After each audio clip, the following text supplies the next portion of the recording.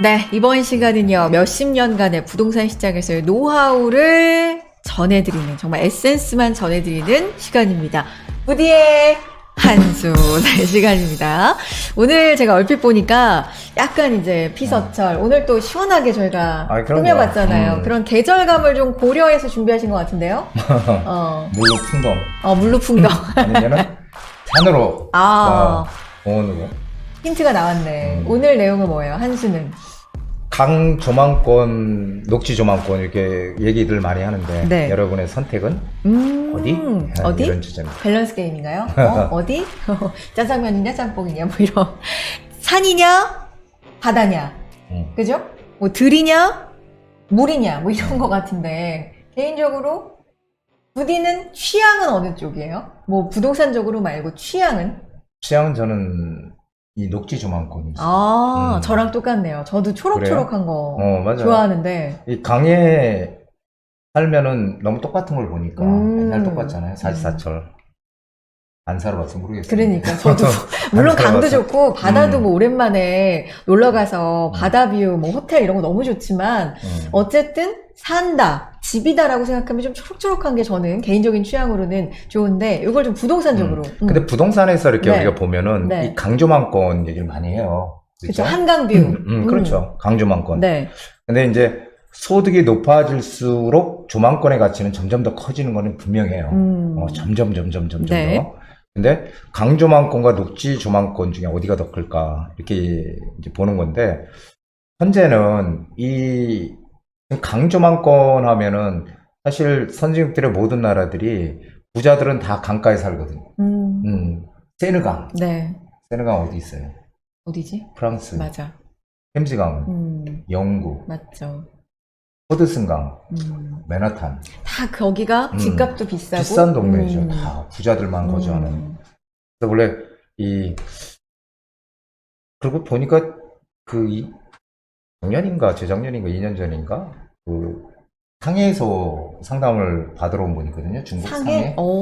근데 그분도 그 얘기하더라고요. 상해에 강가에 사는 사람들이. 리버 뷰는 어느 나라든 부자는. 근데 이제 자기는 별로 싫대. 그건 뭐 개인 취향. 개인 취향이죠. 네네, 그럼요. 근데 어쨌든 선진국들은 강가에 붙어 있는 집들이 비싼 집들이고요. 네. 그렇습니다. 그래서 뭐 이런 주변들은 돈 있는 부자들이 사는 곳이고, 네. 우리나라도 강남권 같은 단지에서도 강이 조망이 될 수 있느냐 없느냐에 따라서 또 몇 억씩 차이가 나기도 하는 거죠. 그렇죠. 그게 현실이죠. 그런데 그래서 강 조망권이 좋다? 끝이에요? 오늘 부디의 한수? 아니죠. 그러니까 네. 하시고 싶은 말씀은? 근데 이제 강 조망권 그건 제가 나중에 이제 결론적으로 말씀을 드릴 네. 거고, 강 조망권이라고 하니까 모든 사람들이 그럼 강가에 무조건 붙어 있는 뭐 아파트나 이런 것들을 사면 좋지 않을까 이렇게 생각을 그렇죠. 해요. 네. 그렇잖아요. 근데 그렇지는 않다는 거예요. 그래요? 왜 그러냐면은 강도 어디에 붙어 있느냐가 중요하다는 거예요. 아니 그 우스개가 있었잖아요. 항상 이제 한강 뷰다 이러면 프리미엄이 엄청나니까 엄마야 누나야 강변 살자 뭐 이런 시 그렇죠. 있잖아요. 김소월 시인이 그러니까 이 강의 가치에 대해서, 한강의 가치에 대해서 엄청나게 벌써 예전에 우리한테 알려줬었죠. 뭔가 그런 농담 섞인 얘기도 우리가 많이 했었는데 어쨌든 근데 무조건 다 좋은 건 아니다라는 말씀이신 거예요? 한강에 위치해 있더라도 그것이 소득이 높은 지역이냐 낮은 지역에 따라서 틀리다는 얘기예요. 그러니까 한마디로 이렇게 생각하시면 돼요. 소득이 높은 지역들은 만약에 내가 이제 출근을 해서 네. 토요일날 조금 좀 일찍 들어와.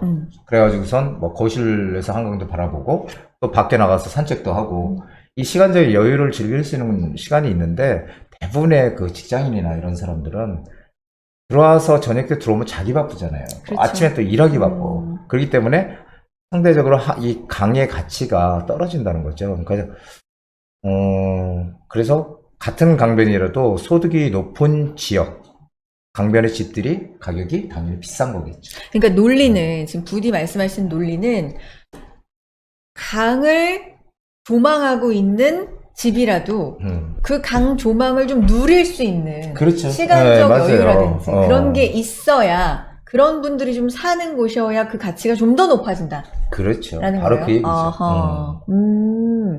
그러면 이걸 어떻게 봐야 되지? 그러니까 그러니까 이제 소득을 좀 봐야 된다? 그렇지. 그러니까 아. 그 지역에 한강이 네. 붙어 있는 지역이 음. 강남이냐, 강북이냐, 아. 이런 거에 따라 또 차이가 나는 것이고요. 그래서 항상 그 입지적인 가치, 예, 트럼프가 그랬잖아요. 위치, 로케이션이라고 입지. 부동산은. 네. 이렇게 얘기를 했지만, 저는 그 말에 전적으로 공감을 하는 게, 입지 가치가 부동산의 가치다. 네. 이렇게 얘기가 드려요. 그래서 이 같은 강이라도 소득이 높은 지역이 훨씬 더 가치가 크다라는 거죠. 무조건 강가에 붙어 있다고 해서 다 그냥 능사가 아니다. 이게 다 비싼 게 아니다. 플러스 거기에 뭐 평균 소득이라든지 이런 걸 좀.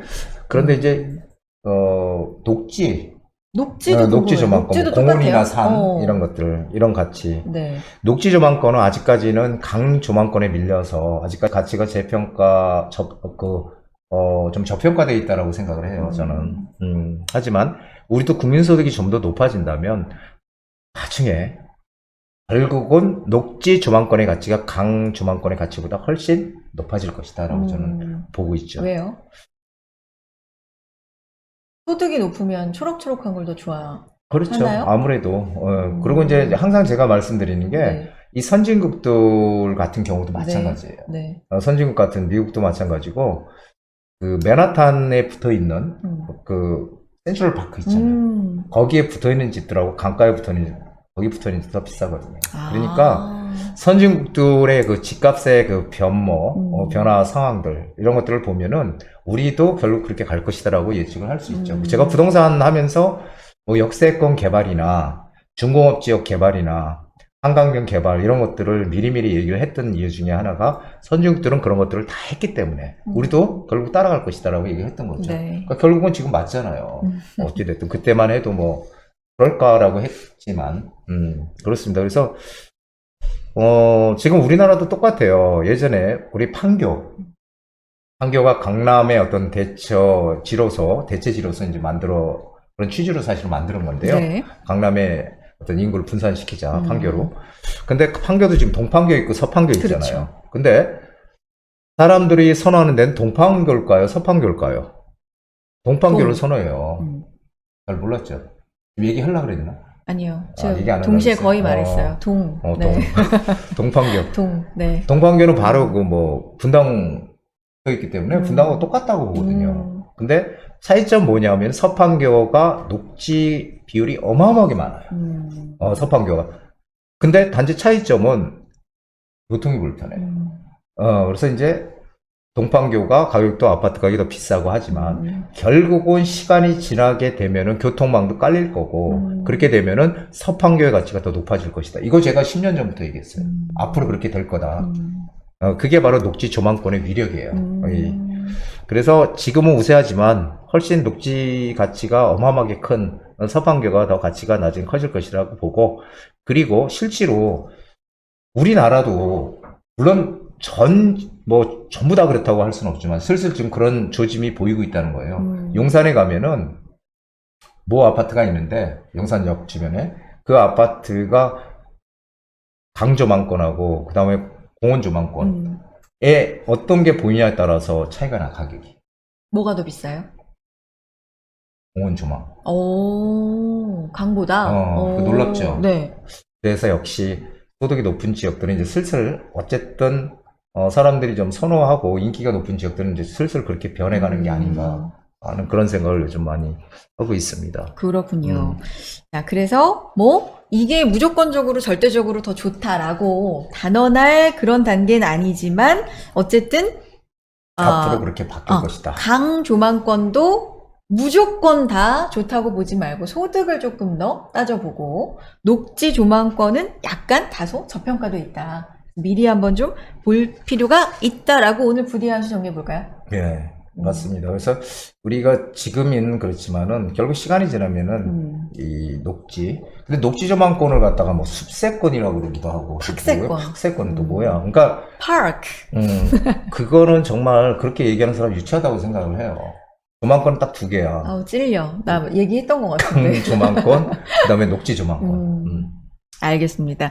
그래서 강과 녹지에 대해서 조망권을 우리가 부동산적으로 가치를 어떻게 바라봐야 되는지 오늘 부디의 한 수 통해서 살펴봤습니다. 말 그대로 이름이 미래가치 투자연구소잖아요. 그렇죠. 미래가치를 보면서 지금 연구를 하고 계신 거고요. 역시 함께 소통하시면서 이 미래가치에 대해서 좀 의논해 볼 그런 분들 모셔보겠습니다. 무료 투자 세미나 준비하고 있으니까요. 8월 11일과 18일이고요. 둘 다 목요일입니다. 오후 2시부터 이곳 미래가치 투자연구소에서 진행이 되고요. 강남구청역 인근에 있으니까 아마 찾기가 쉬우실 거예요.